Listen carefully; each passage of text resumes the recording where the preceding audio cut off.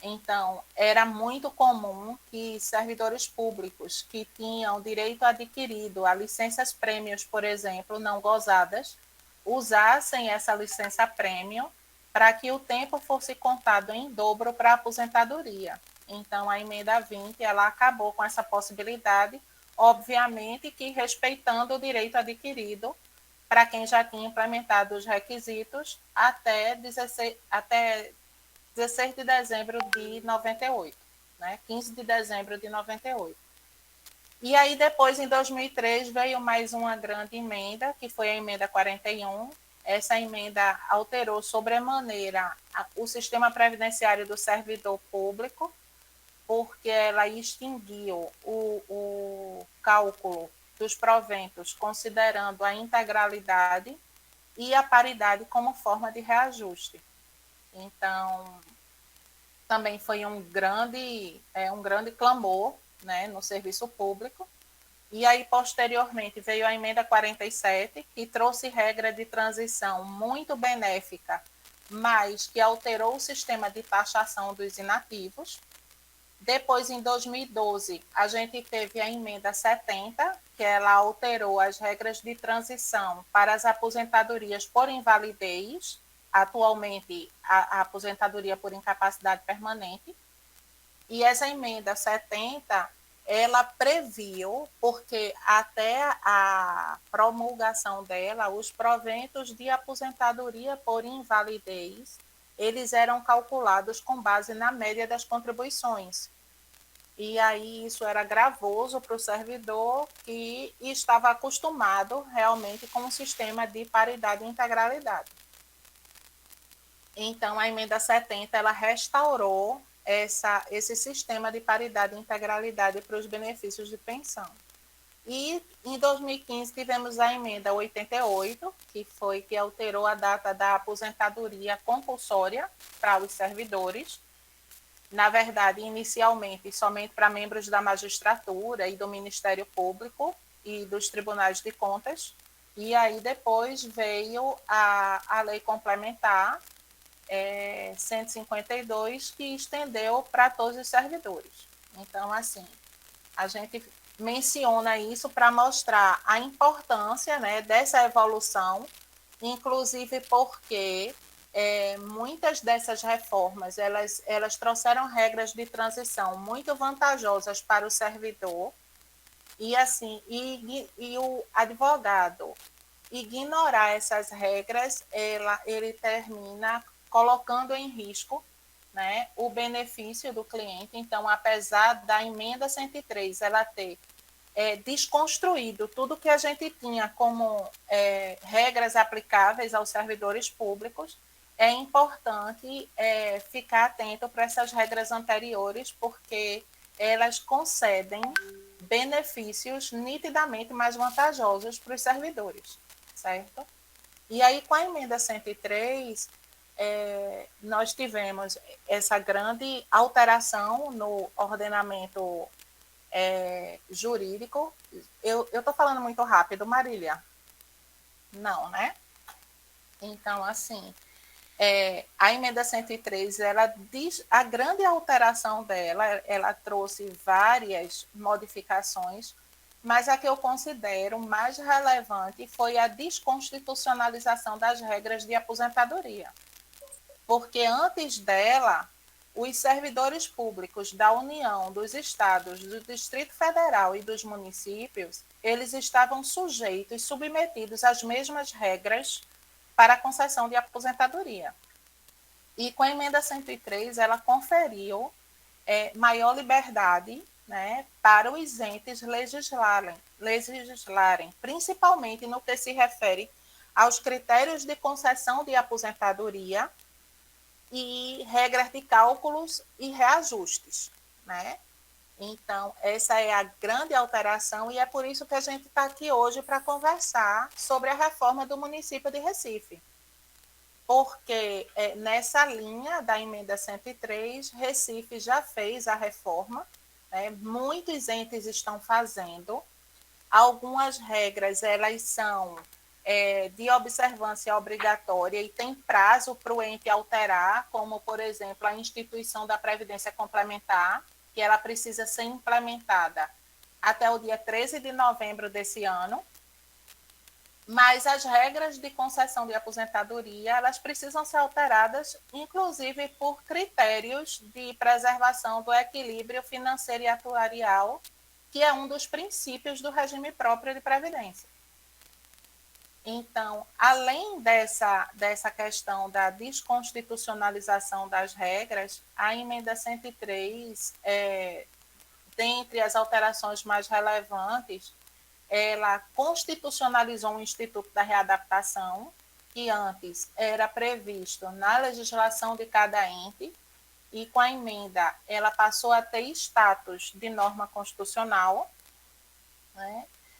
Como eu já falei, alterou as regras para concessão de aposentadorias e pensões, reduziu o rol dos benefícios previdenciários, e a gente vai ver isso na legislação do Recife, houve uma redução significativa na redução, e assim, trouxe a regra de rompimento de vínculo com o serviço público, ou seja, ao se aposentar, o servidor rompe o vínculo. Antes era comum se falar servidor aposentado, porque ele continuava a ser servidor público, embora que aposentado. Com a emenda 103, há uma tecnia nessa expressão, porque a emenda diz que é rompido o vínculo, né? E uma das alterações também muito significativas foi a limitação dos proventos de aposentadoria ao teto do regime próprio, uma vez que os servidores públicos eles tinham diversas regras que asseguravam a integralidade, né, na fixação dos proventos. E aí, assim, hoje, no município de Recife, né, e nos entes que já fizeram a reforma, nós temos 3 cenários possíveis, né? De quem ainda não é servidor público, e essas pessoas não teriam nem direito adquirido, nem expectativa de direito. Então, ingressando no serviço público, eles estarão submetidos integralmente às regras da reforma previdenciária do Recife, né?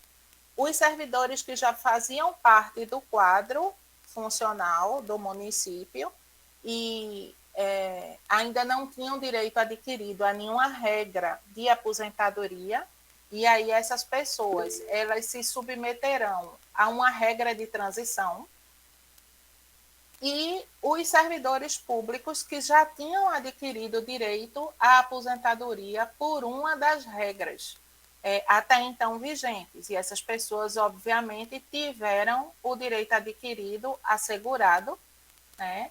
Então, a qualquer tempo, quando elas resolverem se aposentar, elas poderão fazê-lo com base em uma das regras vigentes até a implementação da reforma da Previdência do Recife. Então, assim, o marco temporal a ser observado vai ser a data da publicação da lei, né, que foi 7 de julho de 2021.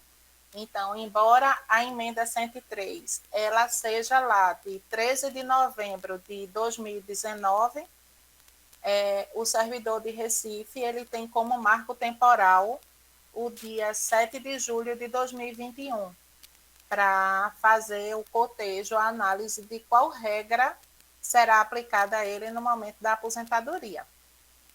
Tá? Então, assim, o pacote de reforma, a Recife fez um pacote de reforma, né? Para que seja alterada a lei, para que seja alterada a idade para a concessão de aposentadoria, é necessário fazer uma emenda à lei orgânica, porque senão a lei teria um vício de constitucionalidade. Então, Recife fez a emenda à lei orgânica através a emenda 34, ela alterou as regras, as hipóteses de aposentadoria e prevendo idade mínima, né? A lei municipal 18.809, que alterou a lei 17.142 e reestruturou o regime próprio de previdência municipal. a Lei Municipal 18.810, que instituiu o regime de previdência complementar, e por força dessa lei, todo servidor que ingressar no município de Recife, a partir da data da publicação da lei, ele está vinculado ao regime de previdência complementar e os proventos de aposentadoria, eles ficam limitados ao teto do regime geral. Os servidores que já estavam no sistema podem aderir ao sistema de previdência complementar. E a Lei Complementar Municipal 03, que alterou os requisitos para a concessão da aposentadoria voluntária e estabeleceu as regras de transição. E aí, como eu falei para vocês, dentre os cenários possíveis, está dos servidores que já estavam no serviço público e vão se submeter a essas regras de transição.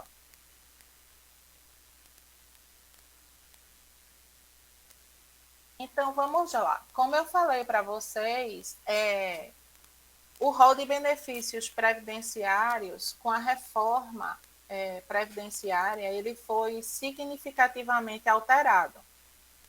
E aí, os benefícios previdenciários dos servidores do município de Recife eram, antes da reforma, aposentadoria nas mais diversas modalidades, auxílio-doença, salário-maternidade, salário-família, e quanto aos dependentes, eram pensão por morte e auxílio-reclusão, né? Após a reforma, esses benefícios ficam limitados para os segurados em aposentadoria, nas mais diversas modalidades, a gente vai conversar sobre elas aqui, e a pensão por morte para os dependentes, que também sofreu alterações significativas. Certo? Então, vamos começar conversando um pouco sobre a aposentadoria por incapacidade permanente para o trabalho. Ou seja, a antiga aposentadoria por invalidez.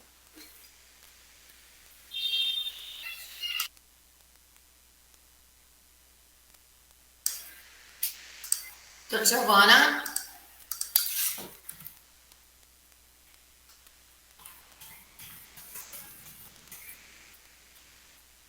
Alguém consegue me ouvir?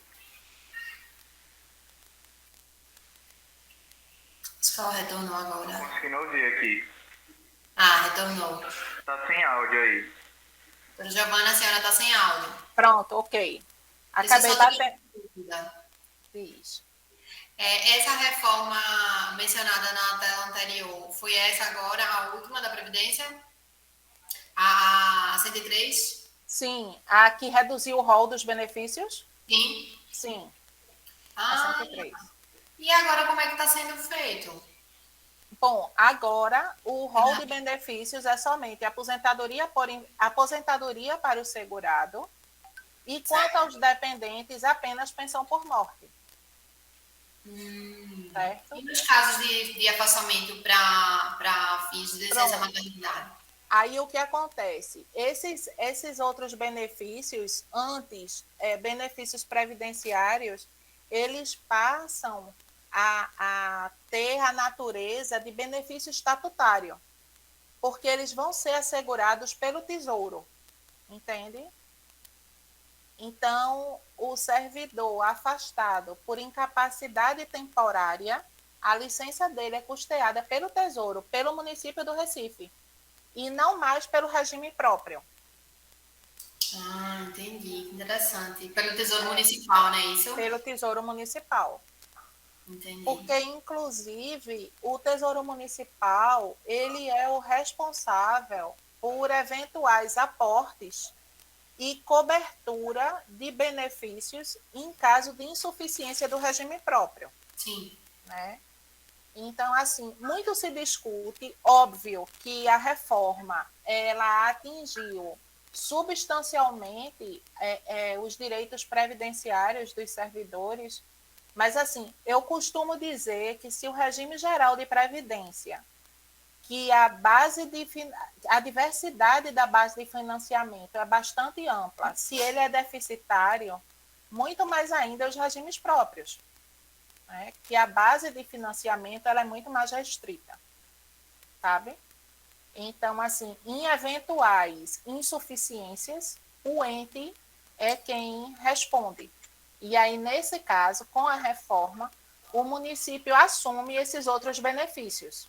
Entendi. Isso para todos os segurados que já eram segurados ou só para os novos? Não, para todos. Todos. Todos.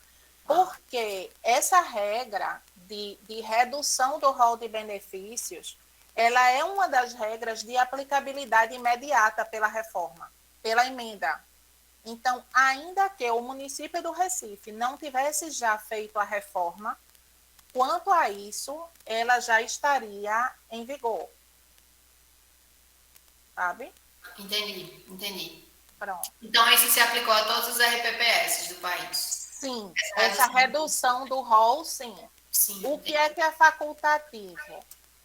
Dentre outras alterações, os critérios para concessão de benefício, a forma de cálculo de proventos e a forma de reajuste. Entende? Então, assim, há municípios que ainda não implementaram a reforma. E aí, para esses municípios, eu assessoro um município que está em dias de concluir a reforma, mas até hoje a gente concede aposentadoria com base nas regras de transição, por exemplo, da emenda 41 e da emenda 47. Entende? Porque ainda não foi efetivada a reforma da Previdência.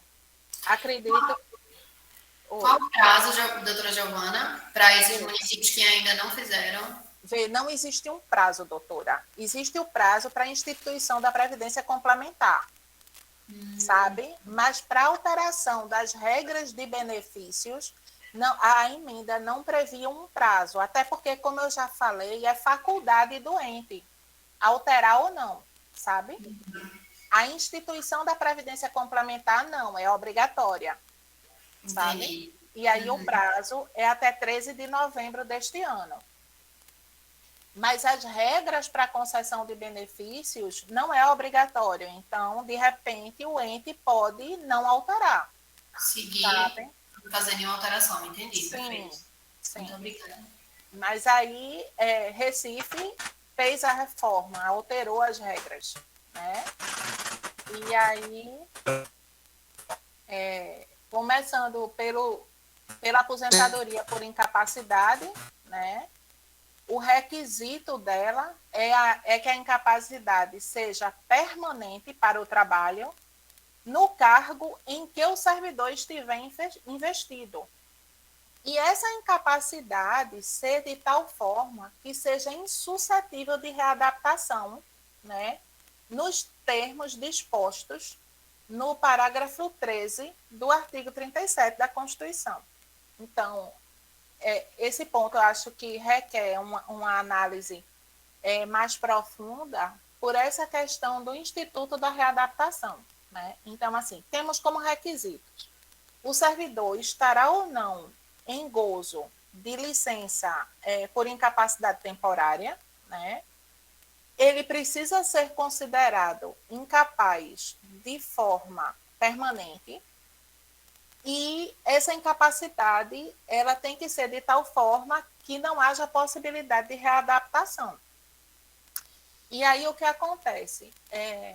A emenda fala na insuscetibilidade de readaptação nos termos do parágrafo 13 do artigo 37, e aí o que houve uma alteração significativa, porque a readaptação ele é um instituto de natureza estatutária em sua origem.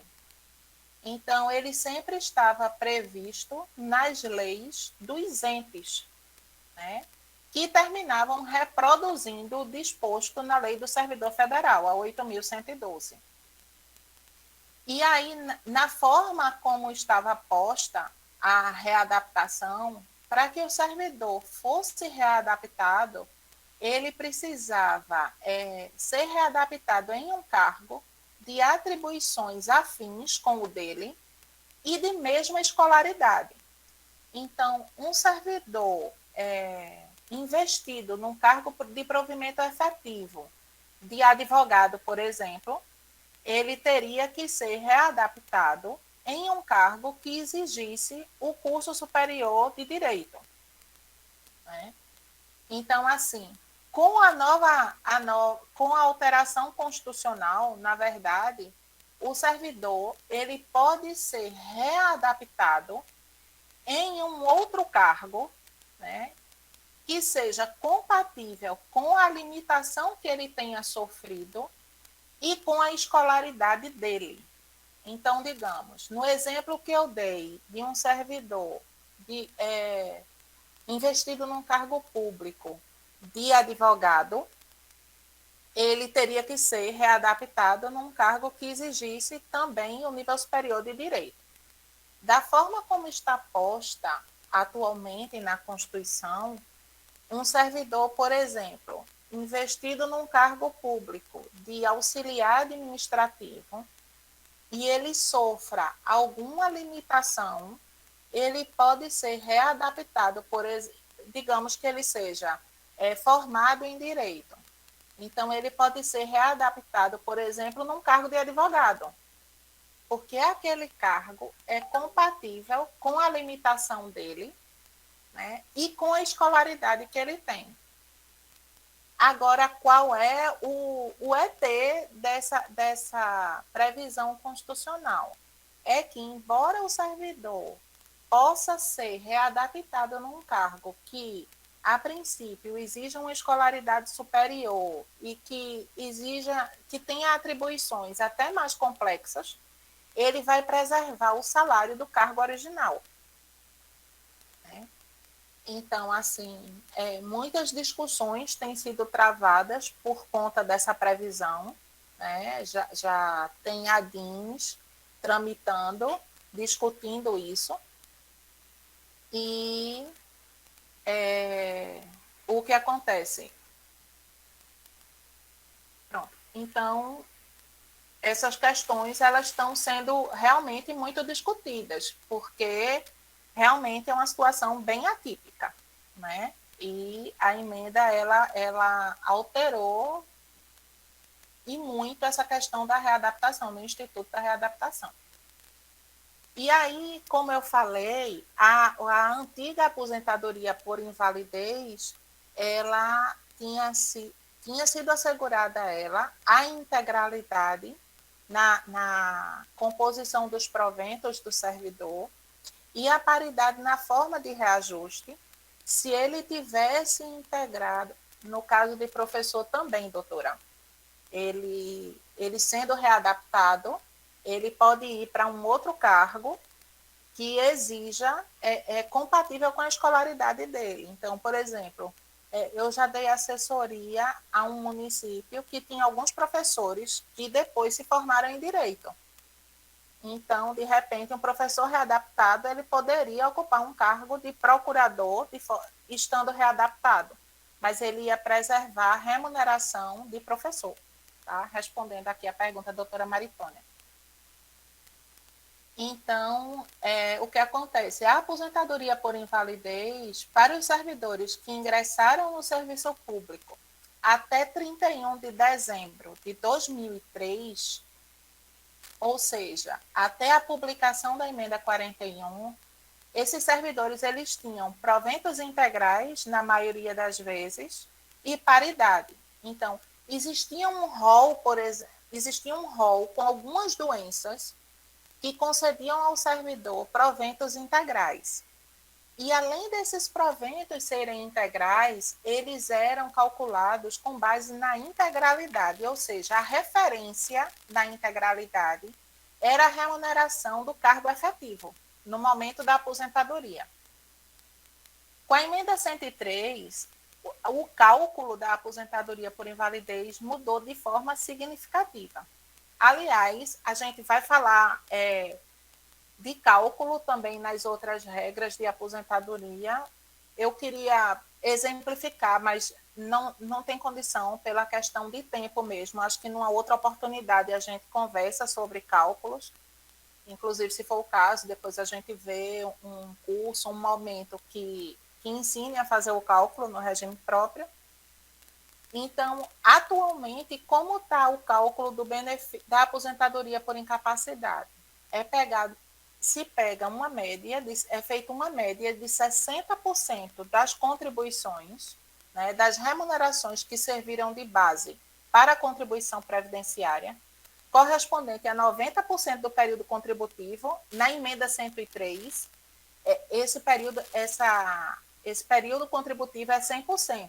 Recife colocou 90%, porque aí, como eu falei para vocês no começo, essa questão de forma de cálculo faz parte da autonomia do ente definir. Então, ele pega 90% do período contributivo, calcula 60% da média, e para cada ano que passar de 20 anos de contribuição, 2%, certo? Então, para cada ano que exceder o tempo de 20 anos, mais 2%. Então, digamos, um servidor com 25 anos de serviço público, e aí ele adoece e é aposentado, né, por incapacidade permanente. Então, se pega a média de 90% do período dele, é assegurado a ele 60% da média, certo? E por cada ano que passa, de 20 anos, mais 2%. Então, no caso do exemplo que eu dei, um servidor com 25 anos de contribuição, ele vai se aposentar com 70% da média, porque ele tem 60% garantido pelos 20 anos e mais 10% pelos 5 anos que passam de 20, tá? Então, assim, essa é a regra geral. E no caso do servidor, que a incapacidade ela tenha sido resultante de acidente do trabalho, doença profissional ou doença do trabalho, a média é de 100%. Ou seja, não vai ter esses 60% mais 2% por cada ano que passa de 20 anos. O doutor Sérgio está perguntando. É sobre todos eles, não é mais sobre os maiores. Antes da emenda, a média era das 80% maiores contribuições.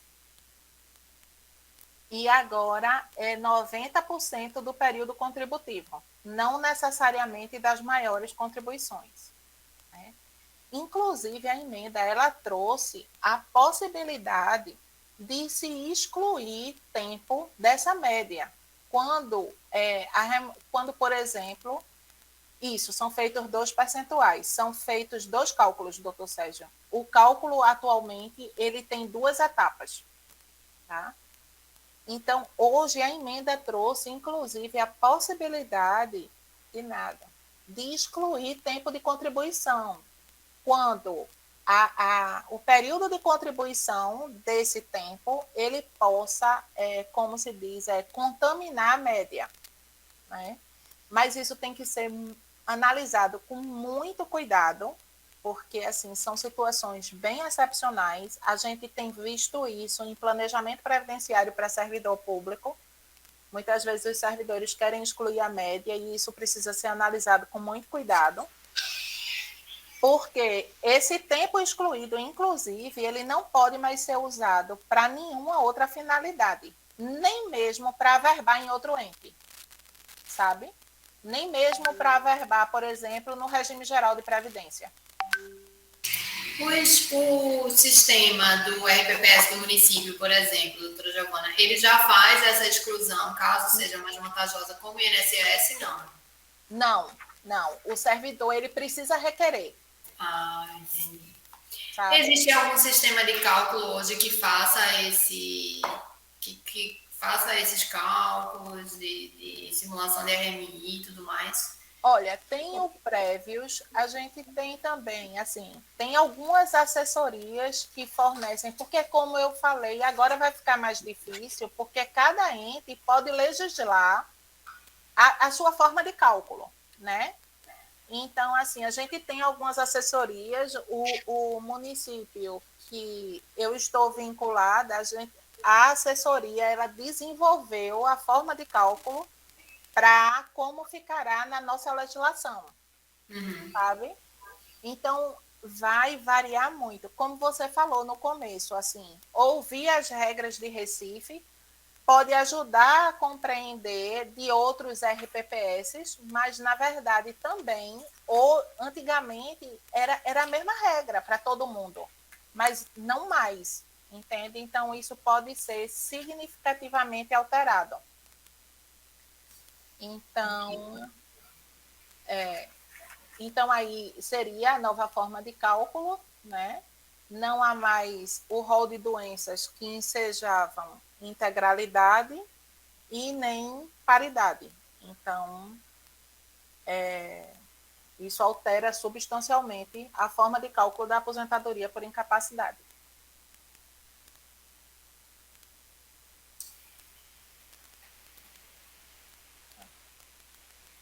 A aposentadoria compulsória. Bom, a emenda, ela não alterou o requisito etário da aposentadoria compulsória, que, na verdade, foi fixado pela Lei Complementar 152.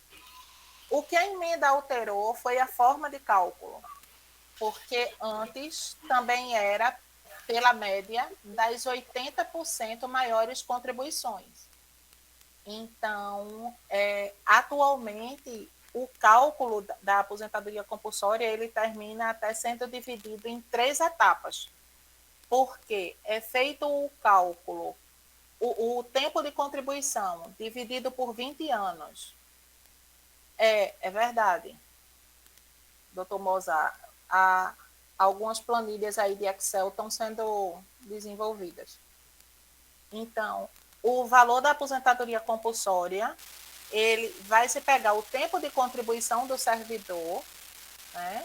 Divide por 20 anos, tem que se limitar um inteiro. Então, se essa divisão ela der maior que 1, ela fica limitada a um inteiro. Depois é apurada a média, como a gente falou, 60% garantido dos primeiros 20 anos, mais 2% sobre cada ano que ultrapassar os 20 anos, e aí multiplica pelo fator apurado. É meio complexo, mas assim, por isso que eu falei que não dá para a gente aprender cálculo, né, nesse momento. Mas eu precisaria trazer para vocês assim um parâmetro, né, uma visão geral de como é feita a média. Então, vai ter um multiplicador que vai ser aplicado à média para que se apure o valor dos proventos, né? Então, assim, a aposentadoria compulsória, ao completar 75 anos, o servidor ele é automaticamente aposentado. Inclusive, a legislação de Recife, ela diz isso expressamente, é automaticamente aposentado. E assim, esse período, digamos, eu já vi em alguns municípios que o servidor, à época, a idade não era 75 anos, eram 70 anos, e a administração pública negligenciou e o servidor passou mais 2 anos trabalhando. Então, assim, esse período que ele permanece ilegalmente, porque, sim, tanto para homem como para mulher, esse período que ele continua no serviço público, já tendo atingido a idade limite, ele não conta para nenhum efeito. Não conta como tempo de contribuição, não conta para concessão de quinquênios, ou seja, adicional por tempo de serviço, não conta para concessão de férias nem licenças prêmios. Então, assim, o servidor simplesmente recebe a contraprestação pelo trabalho, mas que ele estaria recebendo e sem estar trabalhando. Então, esse período ele não conta para nenhum efeito, porque a aposentadoria compulsória é uma incapacidade presumida, né? Então, assim, Recife colocou na legislação que se dá automaticamente a aposentadoria, e os entes eles precisam ficar atentos para que o servidor não passe do período de 75 anos, porque assim, principalmente em município, não são raras vezes que tem servidor que não entende, que é mais, alguns até analfabetos, porque são de períodos bem pretéritos, que não se exigia concurso público, inclusive. Então, esse caso concreto que eu estou falando, o servidor continuou trabalhando achando que estava fazendo a melhor coisa do mundo. E aí, quando a gente chegou no RPPS, a gente providenciou a aposentadoria dele. Então, assim, hoje, Recife ele prevê na lei a aposentadoria automática, tá? Do servidor que completar os 75 anos. A aposentadoria voluntária. E aí muda substancialmente a questão das regras até então vigentes, né? É importante dizer também que o município de Recife, ele preservou o abono de permanência. O que é o abono de permanência? O abono de permanência, ele tem natureza jurídica de gratificação. Ele é uma gratificação que o servidor recebe quando ele implementa todos os requisitos para se aposentar por uma das regras e ele prefere continuar trabalhando. Então, o abono de permanência, ele recebe, ele é ressarcido da contribuição previdenciária que ele paga.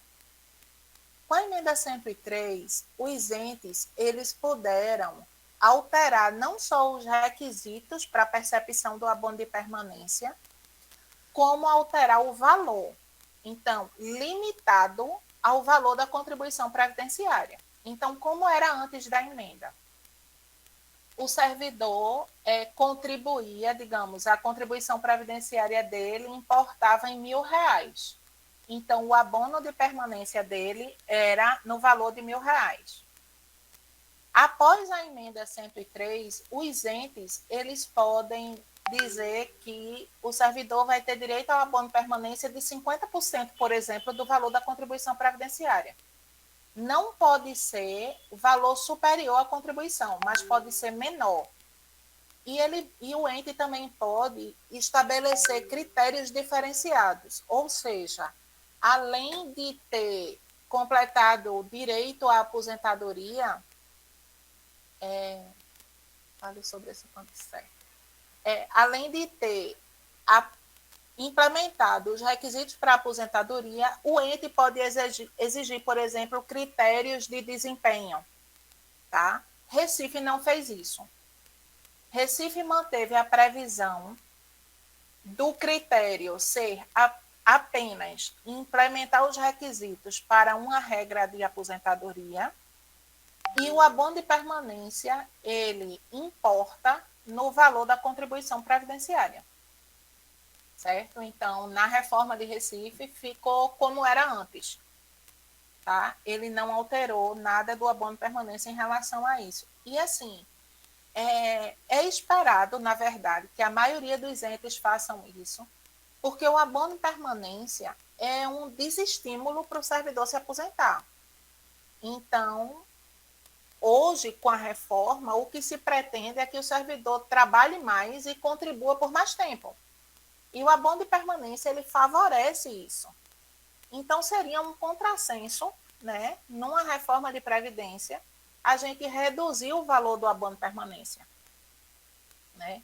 E, na verdade, hoje, o abono de permanência, ele termina até sendo mais interessante porque, antes da emenda 103, existia uma imunidade para a contribuição previdenciária até o valor dos benefícios do teto de benefícios do regime geral de previdência. Né? Então, com a emenda 103, e para portador de algumas doenças incapacitantes, a imunidade era sobre o que passasse do dobro do teto. Não existe uma incoerência entre a aposentadoria compulsória e voluntária? Não, doutor, é porque são situações bem diferentes. Como eu falei, a aposentadoria compulsória, ela traz uma incapacidade presumida, né? A voluntária, o servidor, ele pode continuar trabalhando, mas ele prefere se aposentar, porque ele implementou os requisitos. Né? Então, voltando à questão do abono de permanência, hoje o servidor, mesmo aposentado, ele pode contribuir para a Previdência, sabe? Tem algum... E Recife colocou essa regra na reforma, né? A emenda, ela determina que o menor valor de contribuição previdenciária seja de 14%, que é a alíquota dos servidores da União, e possibilitou a taxação dos inativos. Recife taxou os inativos também em 14%. Então, hoje é ainda mais vantajoso o servidor que pode continuar trabalhando, porque ele continua contribuindo para a Previdência, mas esse valor que ele paga de contribuição previdenciária é ressarcido a ele. Enquanto que se ele se aposentar e o valor dos proventos dele for superior ao valor do salário mínimo, ele vai ser taxado em 14%. Né? Então, no que se refere à aposentadoria voluntária, Recife diminuiu 1 ano na idade exigida pela emenda para a aposentadoria. Então, assim, a emenda 103, os servidores federais, eles precisam, o homem ter 65 anos de idade e a mulher 62, né? Recife colocou 64 anos para o homem e 61 para a mulher. Só que no que vocês estão vendo aqui no slide, os requisitos eles são cumulativos, tá? Não basta o homem ter 64 anos de idade. Ele precisa ter 64 anos de idade, 25 anos de contribuição, 10 anos de efetivo exercício no serviço público e 5 anos no cargo, para poder se aposentar. Então, aí alguém pode dizer, quando ele tem 25 anos de contribuição, ele tem 10 anos de efetivo exercício no serviço público. Nem sempre. A gente pode ter um servidor que, antes de fazer concurso, ele era vinculado ao regime geral de previdência, ele traz essa certidão, a verba no regime próprio, e aí ele pode ter 25 anos de contribuição e não ter 10 anos de serviço público. Então, nesse caso, ele precisa completar os 10 anos de serviço público, tá? Aí, quando a gente fala em 10 anos de efetivo exercício no serviço público, é importante ressaltar também que esses 10 anos podem ter sido, por exemplo, num outro cargo, em um outro concurso, ele trazer parte desse tempo. Porque não precisa, diferente dos 5 anos no cargo efetivo, os 10 anos de serviço público, basta que ele tenha ingressado no serviço público para começar a contar o tempo. Pronto, então, como eu já havia dito, essa questão da redução, né? Recife reduziu 1 ano na idade exigidos para o homem e para a mulher, para a aposentadoria voluntária. A regra permanente anterior da Constituição, né, o que estava previsto no artigo 40, era que a mulher ela precisava de 30 anos de contribuição e 55 de idade, e o homem precisava de 35 anos de contribuição e 60 de idade, dentre outros requisitos, como, por exemplo, o tempo de efetivo exercício de serviço público e 5 anos no cargo. Então, assim, a gente vê o quão mais gravosa ficou para o servidor, porque antes o homem precisava ter 60 anos, hoje ele precisa ter 65 pela emenda, Recife que colocou 64, e a mulher 55, e passou a ser 62 pela emenda, e Recife colocou 61 anos, tá? Então, alterou significativamente as regras de aposentadoria voluntária. E aí, para o servidor professor, há uma redução na idade exigida de 5 anos. Tá? Os outros requisitos, eles permanecem os mesmos. 25 anos de contribuição, 10 anos de efetivo exercício de serviço público e 5 anos no cargo. Antes da emenda, a regra disposta no artigo 40 da Constituição Federal previa para a servidora professora 25 anos de contribuição e 50 anos de idade, e para o servidor professor 30 anos de contribuição e 55 anos de idade. Ou seja, na regra anterior, também previa uma redução de 5 anos, tanto na idade como no tempo de contribuição exigidos. Tá? Na regra atual, aumentou a idade e o tempo de contribuição, pelo menos para a mulher, ficou o mesmo, que eram os mesmos 25 anos. Agora, para o homem, que antes eram exigidos 30 anos, passou a ser 25 anos. Certo? A forma de cálculo é a mesma. 60% da média das maiores de 90% das contribuições, das remunerações que serviram de base para a contribuição, mais 2% por cada ano que ultrapassar 20 anos. Tá? E aí temos uma novidade, né, no serviço público. A aposentadoria especial por exposição a agente nocivo. Então, assim, antes da emenda, havia a previsão constitucional, mas a Constituição dizia que nos termos da lei, e essa lei nunca existiu, né? Tanto foi assim que foi editada a súmula vinculante 33, que mandou que fosse aplicado nos regimes próprios de previdência os critérios exigidos pelo regime geral de previdência social no que se refere à aposentadoria especial por exposição a agente nocivo. E aí isso deu a maior confusão, né? Porque no regime geral a gente sabe que a lei exige que tenha PPP, LTCAT, enfim, tem uma série de documentos que no serviço público não existe. Eu ainda não vi nenhum ente que tenha PPP, que tenha LTCAT. E aí tornou inviável.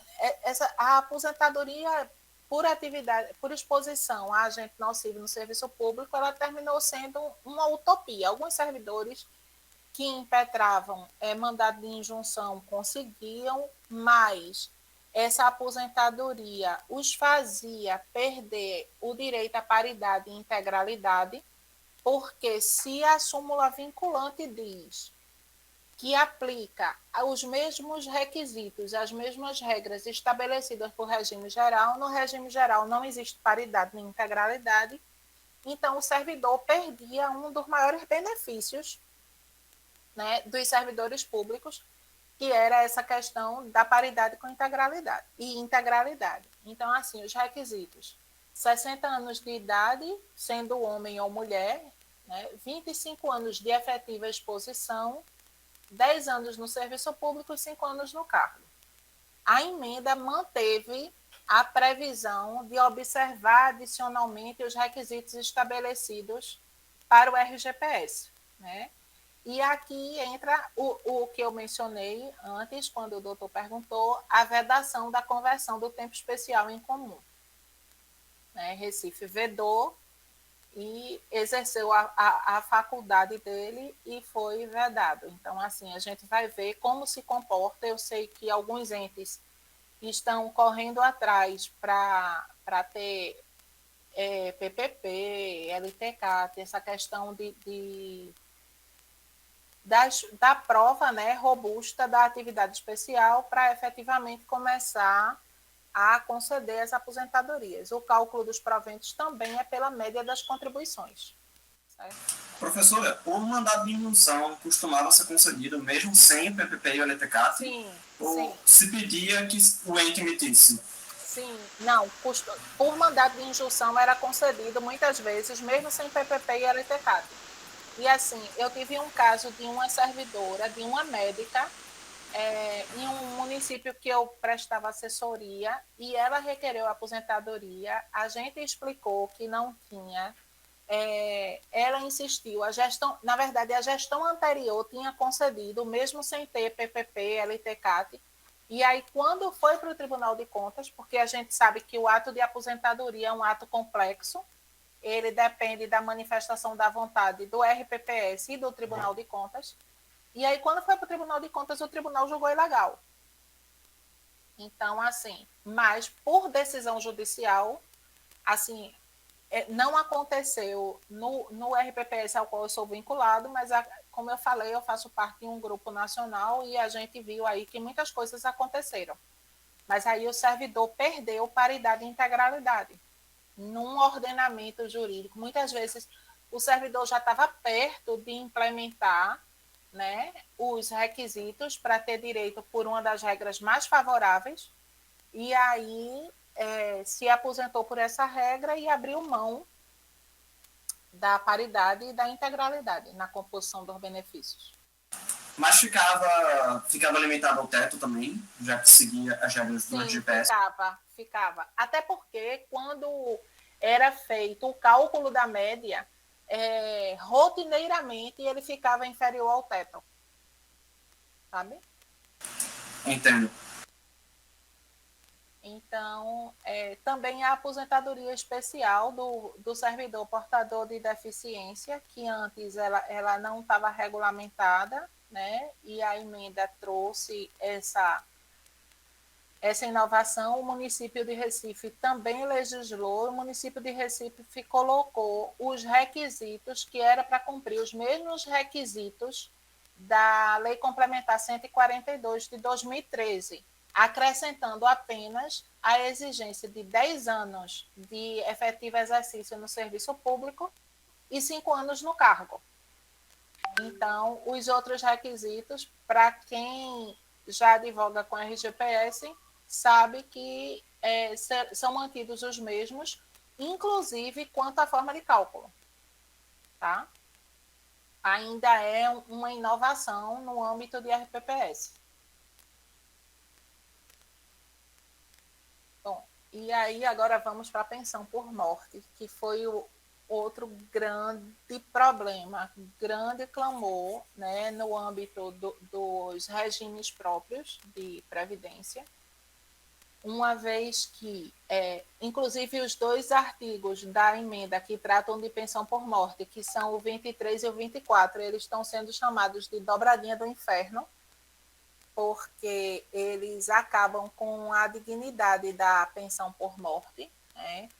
Esses dispositivos, eles alteram de forma significativa a questão do cálculo da pensão, e o artigo 24, ele trata das questões de acumulação de benefício, que, assim, eu não coloquei no slide, mas eu posso dar uma visão geral para vocês dessa questão de acumulação de outro benefício, por exemplo, uma aposentadoria com um benefício de pensão por morte.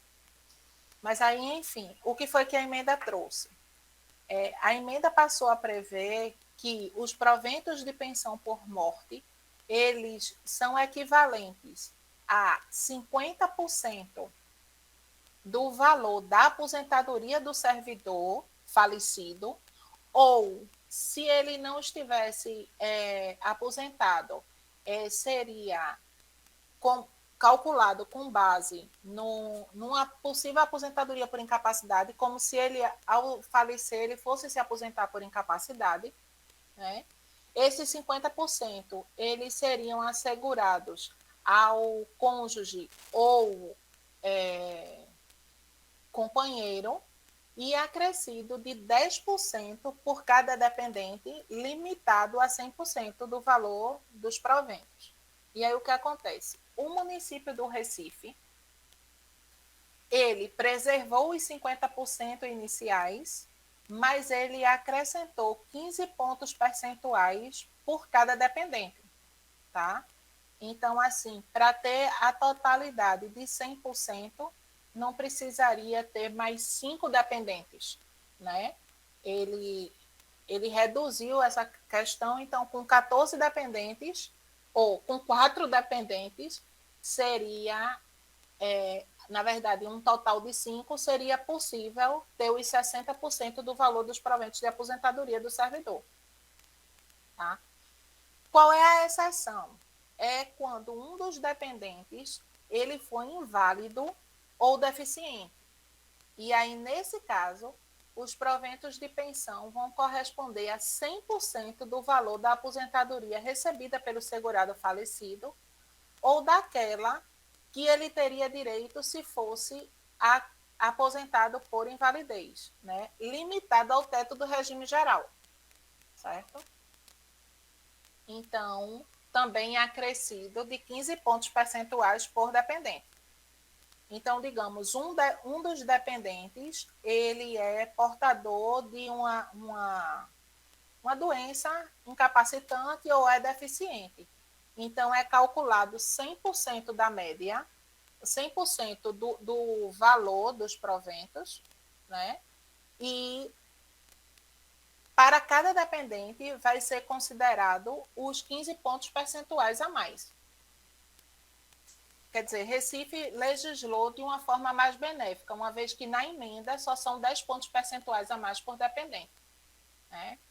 E aí o que acontece? Essa alteração, ela também mexeu nas questões de acumulação de benefícios. Então, não raras vezes, o pensionista, eu tive um caso de uma servidora que ela é auditora fiscal municipal, o provento de aposentadoria dela importava em 15 mil reais, ela foi aposentada com paridade e integralidade. O marido dela, também auditor fiscal, faleceu de Covid, agora há pouco. E aí, os proventos de aposentadoria dele importavam em 12 mil reais.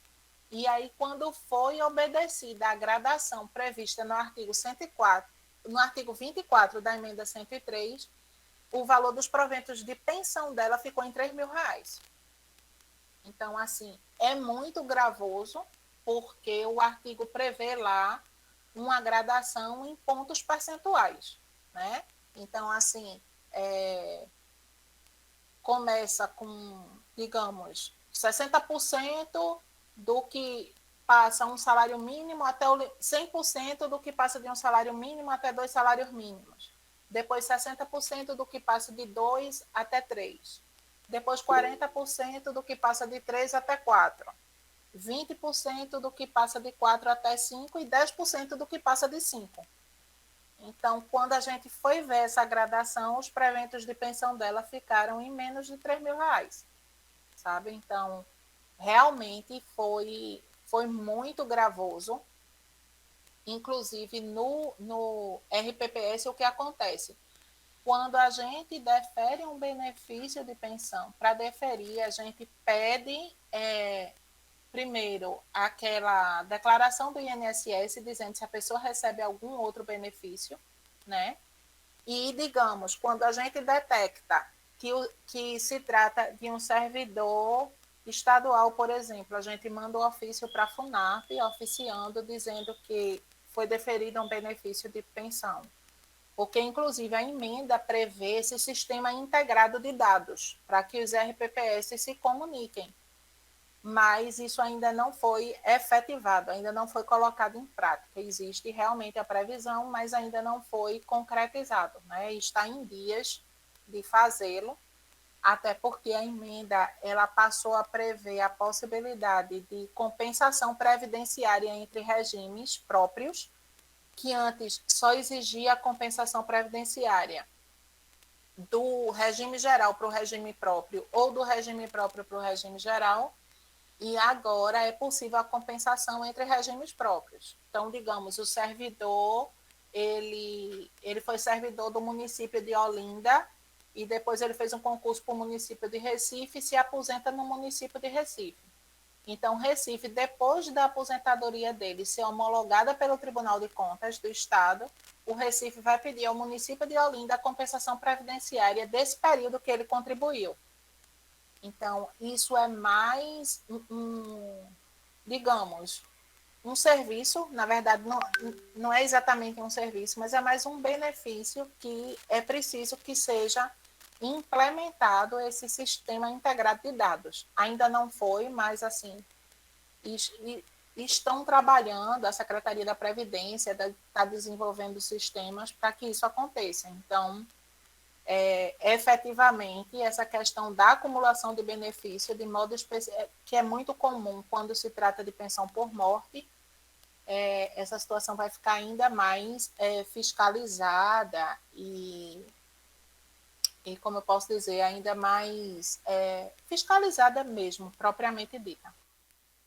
Professora, o município do Recife tem aplicado a regra do 100% do salário de benefício, mesmo quando o dependente inválido é, por exemplo, um cônjuge?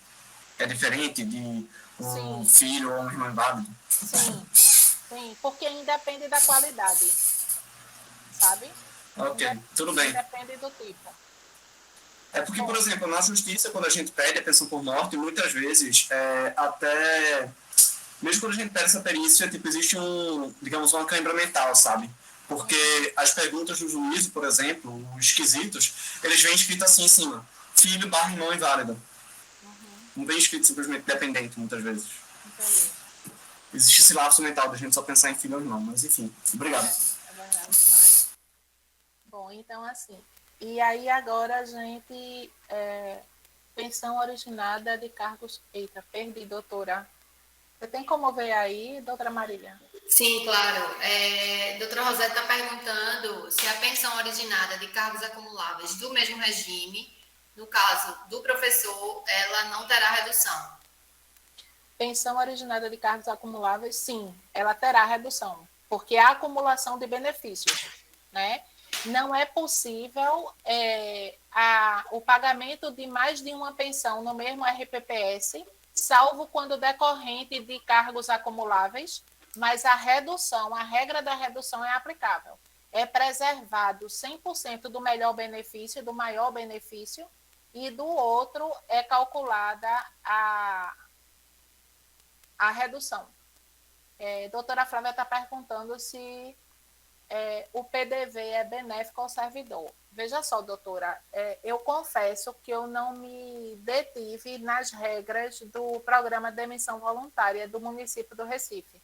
Né? Como a gente, assim, essa questão previdenciária, ela tem sido bem mais discutida e é o meu mundo, né? Assim, o meu dia a dia, eu não me detive nessa questão do PDV, eu não fiz uma análise minuciosa dele.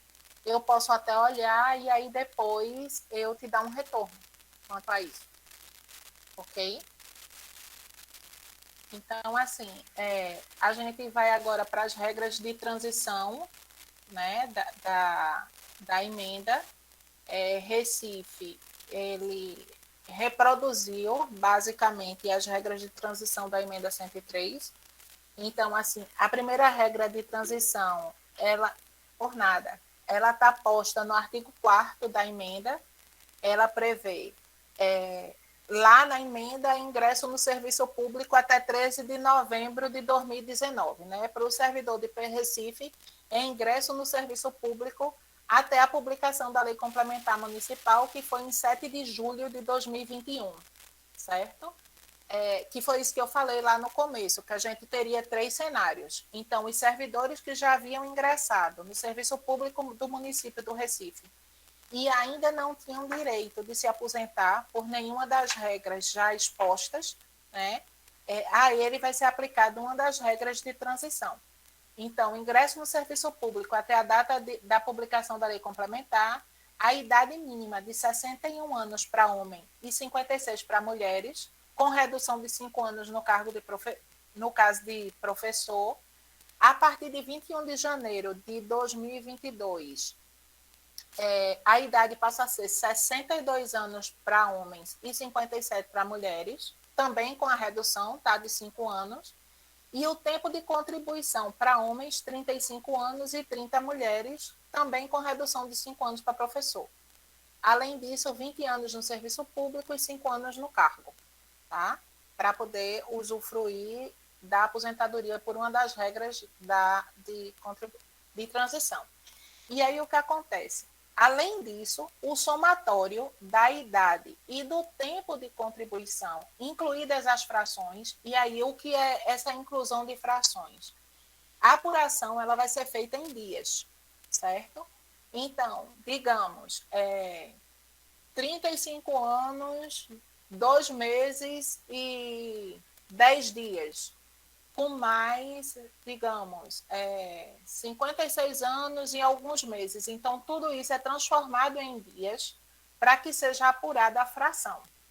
Certo? Num primeiro momento, é mais difícil assim de compreender, E aí a regra de transição realmente seria uma coisa que a gente precisaria de mais tempo para detalhá-la, mas a gente precisa entender assim o todo, né? Então, os proventos nessa regra de transição seria a média aritmética simples das 90 maiores remunerações calculadas a partir de julho de 94 ou da data de ingresso do servidor, se esta tiver sido depois de julho de 94.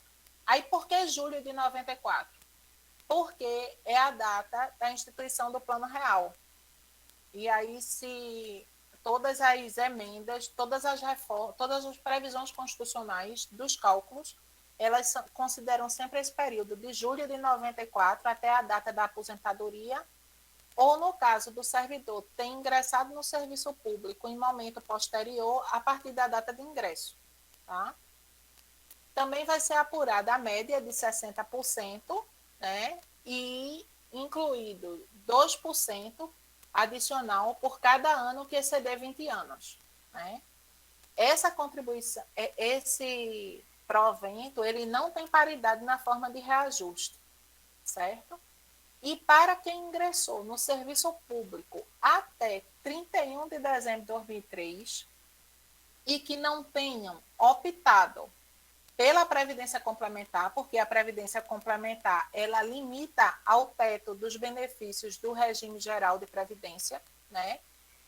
E desde que eles possuam, além dos requisitos acima, que eles possuam 65 anos de idade se for homem e 62 se for mulher, né? Também com 5 anos de redução no caso de professor, o provento vai ter paridade.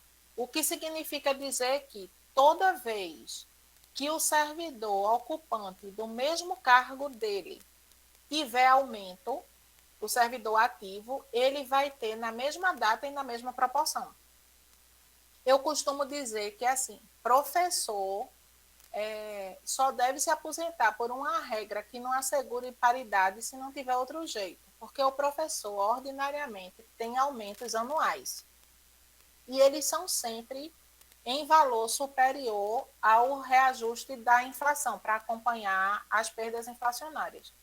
Então, assim, professor é uma categoria que o que puder fazer para preservar, para se aposentar por uma regra que assegure a paridade e a integralidade, é o que a gente recomenda, até no RPPS, até por aquela questão do princípio do melhor benefício, que a gente aplica e orienta o servidor nesse sentido. E aí tem também a regra de transição do artigo 20 da emenda 103, que é a famosa regra do pedágio, né? Obrigada, doutor. Que exige 60 anos para o homem e 57 anos para a mulher, também com redução de 5 anos, se tratar de professor. Uma coisa que eu não recordo se eu mencionei, essa redução de 5 anos, ou seja, todas as regras que eu mencionei, redução de 5 anos para professor, entenda-se que é servidor do efetivo exercício de funções de magistério, certo? Um servidor, por exemplo, que já não esteja em sala de aula ou que não esteja em uma das funções que são consideradas função de magistério, para ele não vai ser aplicada essa redução de 5 anos. Já não era antes da emenda. E a emenda preservou isso. Ela menciona lá que seja no efetivo exercício de função de magistério. Obrigada, doutora Maritônia. Então, tempo de contribuição de 35 anos para homem e 30 para mulher, somado a um pedágio correspondente ao tempo que faltava na data da publicação da lei complementar para atingir o tempo mínimo de contribuição. Ou seja, o que é isso? Vê. Se em 7 de julho de 2021, a servidora mulher, ela tinha, por exemplo, não era professora e tinha 25 anos de contribuição. Então, o que era que a regra exigia? 30 anos. Certo? Então, em 7 de julho, faltavam 5 anos para ela adquirir direito pela regra permanente, né? Que estava em vigor o artigo 40 da Constituição. Então, por essa regra de transição, ela tem que pagar um pedágio de mais 5 anos. Ou seja, além dos 5 anos que faltava, ela tem que trabalhar mais 5, ou seja, no total mais 10 anos. certo? Para poder se aposentar por essa regra, que também dá direito à paridade na forma de reajuste dos proventos, certo? 20 anos de serviço público, no mínimo, e 5 anos no cargo também, tá? Eu já mencionei o período adicional de contribuição correspondente à data que faltava quando a lei entrou em vigor, né? Os proventos, eles são correspondentes a 100% da média aritmética simples, das 90% remunerações a partir de julho, e não tem paridade para quem ingressou no serviço público depois de 31 de dezembro de 2003. Para quem ingressou no serviço público até 31 de dezembro de 2003, esse provento vai ter integralidade e paridade, né? Então, eles vão ser correspondentes à última remuneração do servidor. Essa regra de transição, assim, ela é maravilhosa, né? Embora os requisitos, eles são bem... a exigência é muito grande para que se atinja a aposentadoria por essa regra, né? E ela assegura não só a paridade, como também a integralidade, ou seja, o valor do provento de aposentadoria vai corresponder, não, doutor, em vários outros considera 90% das maiores remunerações. Os profissionais de saúde, o cálculo é do jeito que eu falei lá na aposentadoria por exposição a agentes nocivos, tá? Deixa eu voltar aqui o slide.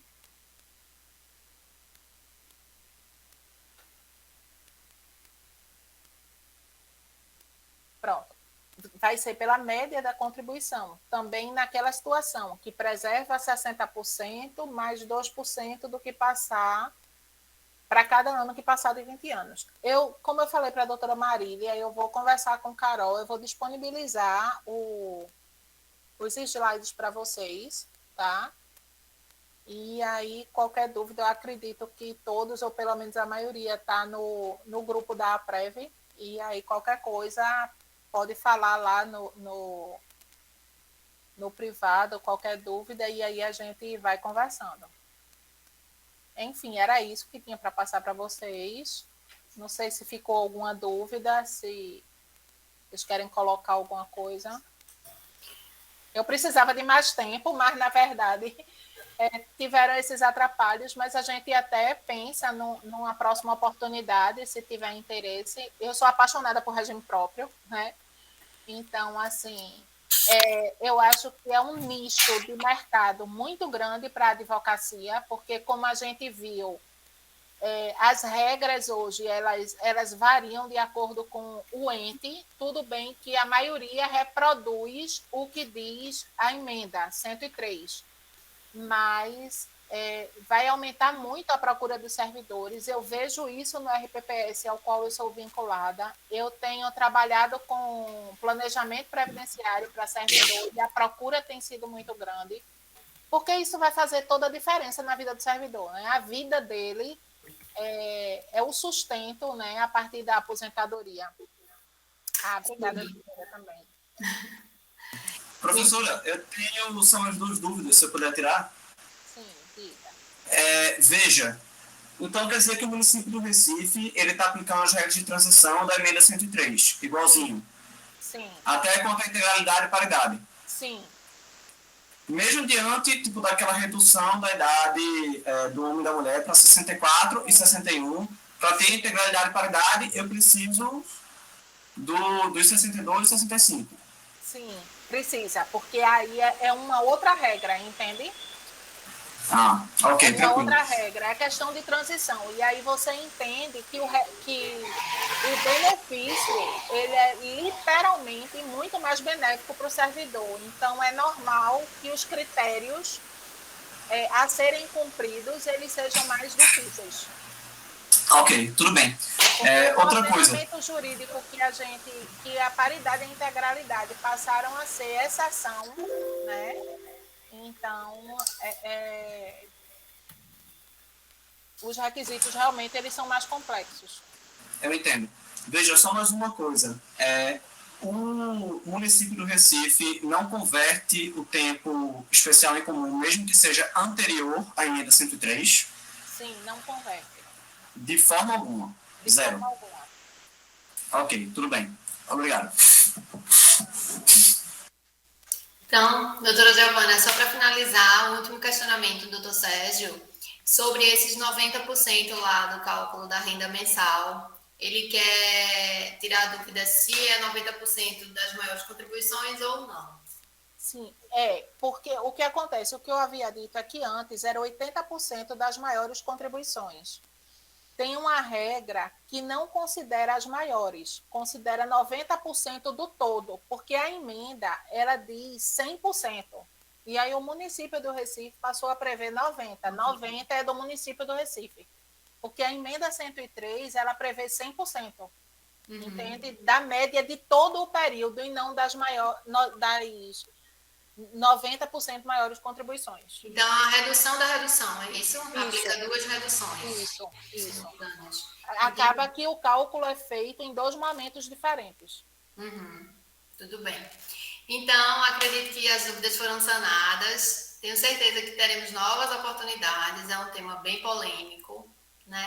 Verdade. Poucas pessoas atualmente atuam no RPPS, né? Se a gente for comparar com o número de previdenciaristas hoje no Brasil, né?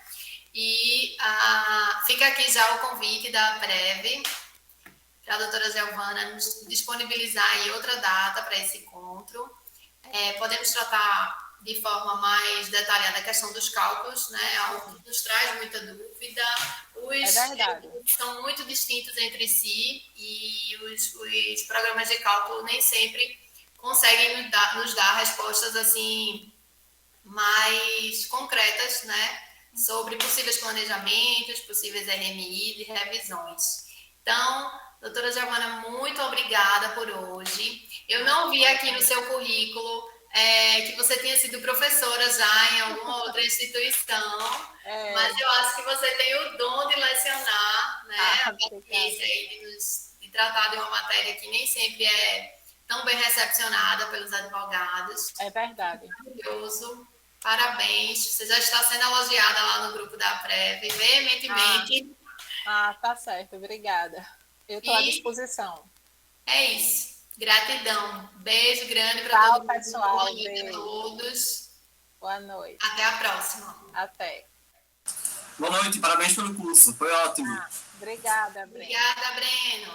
Boa noite, minha gente. Muito obrigada. Foi ótimo, viu? Boa noite, doutora. Obrigada. Boa noite, querida. Obrigada. Só um gostinho de quero mais. Tá certo. Vamos providenciar, viu, doutora Giovana? Boa noite, parabéns para todos e todas que fizeram esse maravilhoso curso. Beijo, Marília, beijo, Giovana. Obrigada, beijo grande, doutora. Muito bom tê-la aqui, viu? Sim. Boa noite, Parabéns. Doutoras. Boa noite. Boa Parabéns. noite, doutor. Obrigada. Obrigada, Tomazar. Doutor Sérgio aí, sempre contribuindo. Obrigada, doutor. Fiquem com Deus. Maravilhoso. Até lá. Até a próxima. Tchau, tchau. Tchau.